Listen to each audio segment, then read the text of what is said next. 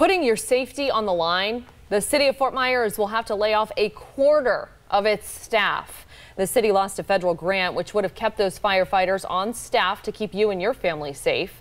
4 in Your Corner's Jasmine Miner sitting down with the fire chief tonight to find out what this means for your safety. Jasmine? Amy, for the last couple of years, Fort Myers funded firefighters through a federal grant. Now, when the grant ends, firefighters are laid off and the city reapplies. But this year, the city didn't get the grant. Fires are burning and the Fort Myers Fire Department needs more help. Laying somebody off is not something that should be taken lightly.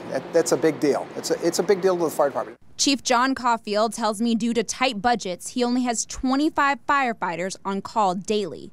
But that means at 25, one of our ladder trucks is closed. The department depended on a FEMA grant to fund 18 firefighters this year. It's something they've used 3 times over the last decade. But 2018 will be different. Unfortunately, that's a very competitive process, and we were not awarded the grant. Come February 7th, the chief says he will lay off at least 6 to 8 firefighters. And losing a quarter of the staff will make it difficult to keep you safe. It will be at the bare minimum.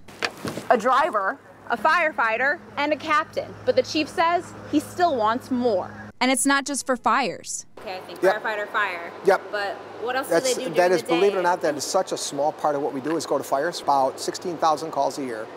About 60% of them are medical.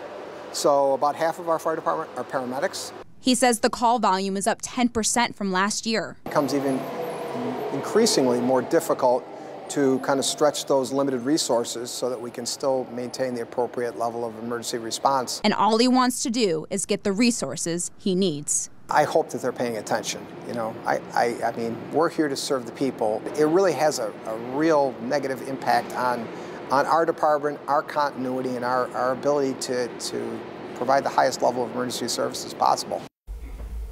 There is hope that the firefighters' jobs could be saved. The city telling me tonight it's looking at other ways to get the grants.